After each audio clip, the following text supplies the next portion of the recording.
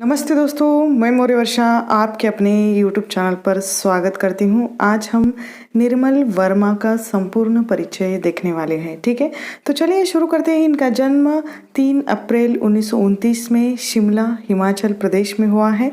मृत्यु 25 अक्टूबर 2005 में दिल्ली में हुई है। इनके माता पिता नंद कुमार वर्मा इनके पिता का नाम है और माता का नाम कहीं पर भी मुझे नहीं मिला है। ठीक है, विवाह इनके 2 हो चुके थे। पहला विवाह इनका 1964 में हुआ था। पहले पत्नी का नाम मुझे नहीं मिला है। इनकी दूसरी पत्नी का नाम गगन गील था। ठीक है, शिक्षा इनकी एमए इतिहास में हुई है। काल इनका आधुनिक काल। विधा इन्होंने कहानी, उपन्यास, नाटक, यात्रा वृत्तांत, पत्र, अनुवाद और निबंध आदि जो साहित्यिक विधाएं हैं उसमें उन्होंने लेखन किया है।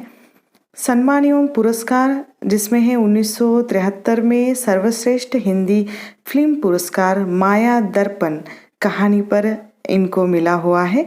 1985 में साहित्य अकादमी पुरस्कार इनको कौवे और काला पानी इस रचना के लिए मिला है। 1995 में मूर्ति देवी पुरस्कार, 1999 में ज्ञानपीठ पुरस्कार इनको संपूर्ण इनके साहित्य के लिए मिला है। 2002 में पद्म भूषण यह भी इनको पुरस्कार मिला हुआ है। उसके बाद उत्तर प्रदेश हिंदी संस्थान का पुरस्कार भी इनको मिला हुआ है। यानी निर्मल वर्मा को बहुत सारे साहित्यिक पुरस्कार सम्मान मिल चुके हैं।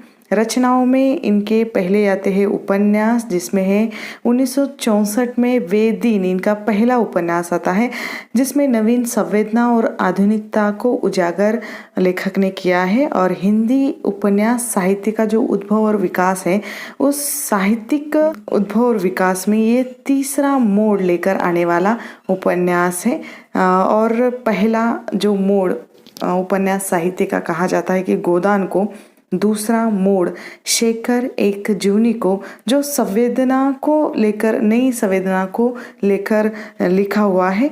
और तीसरा मोड़ जो वे दिन जो निर्मल वर्मा ने उपन्यास लिखा है, इसलिए ये हिंदी साहित्य में तीसरा मोड़ लेकर आने वाला उपन्यास है, ऐसा कहा जा सकता है। ऐसा प्रश्न भी आ सकता है नेट के परीक्षा में, तो याद रखना है। ठीक है, 1974 में लाल टीन की छत यह इनका दूसरा उपन्यास आता है, जिसमें अकेली लड़की की काया की कथा है। यानी अकेली लड़की का शरीर, उसकी यह कथा है, अर्थात सौंदर्य वर्णन, अकेली लड़की का रहन सहन, कैसा रहना है और उसकी संघर्ष की जो कथा है वह इसमें चित्रित हुई है। 1979 में एक चितड़ा सुख यह उपन्यास आता है, उनका नवयुवकों की कथा है इसमें। 1990 में रात का रिपोर्टर जो राजनीतिक व्यवस्था पर कह सकते हैं या जो प्रशासन या उनका कर्मचारी वर्ग है उससे संबंधित ये रचना है या उपन्यास है।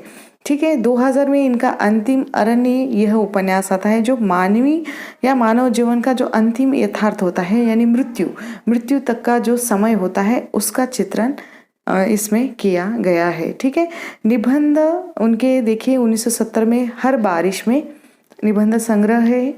1976 में शब्द और स्मृति, 1981 में कला की जोखिम, 1985 में ढलान से उतरते हुए, 1991 में भारत और यूरोप प्रतिश्रुति के क्षेत्र, 1991 में इतिहास स्मृति आकांक्षा, 1995 में शताब्दी के ढलते वर्षों में, 1997 में दूसरे शब्दों में, 2001 में आदि अंत और आरंभ, 2005 में साहित्य का आत्मकथ्य, 2006 में सृजना पथ के सहयात्री। ठीक है, उसके बाद संस्कृति, समय और भारतीय उपन्यास, कथा, मिथक और यथार्थ, परंपरा और इतिहास बोध, रचना की जरूरत, साहित्य में प्रासंगिक का प्रश्न, रेणु समग्र मानवीय दृष्टि, अज्ञेय आधुनिकता की पीड़ा और हमारे समय का नायक। इस तरह इनके निबंध या समीक्षात्मक हम उसे लेख कह सकते हैं। इनके नाटक है जिसमें 3 एकांत 1976 में, वीकेंड, धूप का एक टुकड़ा, 1.5 इंच ऊपर, ये इनके 3-4 नाटक हैं। यात्रा, संस्मरण और डायरी जिसमें 1973 में चीड़ों पर चांदनी इनका बहुत ही प्रसिद्ध यात्रा वृत्तांत है। और 1970 में हर बारिश में यह भी यात्रा वृत्तांत है। और 1977 में धुंध से उठती धून यह इनकी डायरी है। ठीक है। रिपोर्टाज प्राग एक स्वप्न, अनुवाद भी इन्होंने काफ़ी सारे किए हैं, जिसमें 1955 में कुपित की कहानियाँ, 1962 में रोमियो जूलियट और अंधेरा, 1966 में झोपड़ी वाले, 1967 में बाहर और परे, 1970 बचपन और 1972 में IUR। यह इनका अनुवादित जो संग्रह है या अनुवादित इनकी किताबें हैं। ठीक है। कहानी संग्रह इनके देखिए, जिसमें है परिंदे, जो प्रथम इनका कहानी संग्रह आता है जो बहुत ही प्रसिद्ध है। परिंदे इनकी कहानी भी बहुत प्रसिद्ध है जो नेट के पाठ्यक्रम में रखी गई है, जिसको हमने देखा हुआ है। ठीक है। 1959 में परिंदे कहानी संग्रह आता है। इस संग्रह में कुल 7 कहानियाँ संकलित हैं, जिसमें डायरी का खेल, माया का मर्म, तीसरा गवाह, अंधेरे में, पिक्चर, पोस्टकार्ड, सितंबर की एक शाम व परिंदे। ठीक है।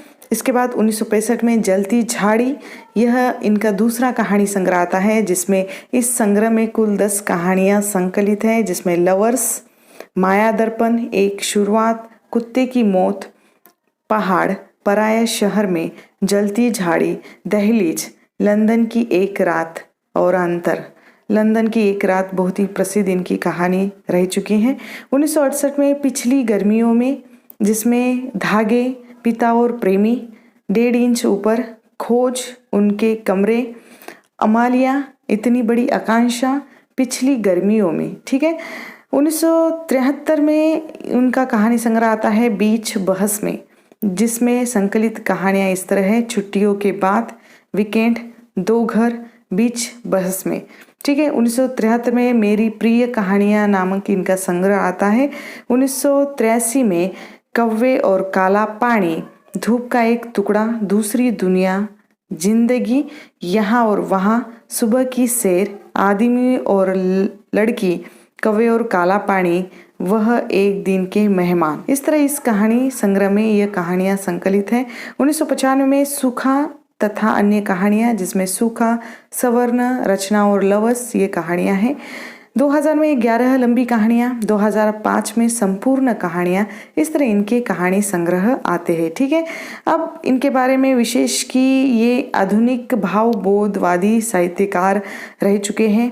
BBC द्वारा इन पर डॉक्यूमेंट्री फिल्म प्रसारित हुई थी, जो आप देख सकते हैं। BBC चैनल पर जाकर इनका नाम डालना है, निर्मल वर्मा का, तो इनकी डॉक्यूमेंट्री आप देख सकते हैं। भारत और यूरोप प्रतिश्रुति के क्षेत्र व्याख्यानमाला में एक नई स्थापना इन्होंने की है, जिसमें उन्होंने कहा था कि भारत और यूरोप 2 ध्रुवों का नाम है और एक दूसरे से जुड़कर भी ये 2 अलग वास्तविकताएं हैं और जिनको खींचकर या सिकोड़कर मिलाया नहीं जा सकता। यानी इन्होंने एक व्याख्यानमाला में जो प्रसिद्ध कथन किया था, जो हमेशा पूछा जाता है, तो ये आपको याद रखना बहुत ज़रूरी है। ठीक है। तो यहाँ पर हम रुकते हैं, जल्द मिलेंगे एक नए वीडियो में एक नए विषय के साथ। तब तक के लिए धन्यवाद।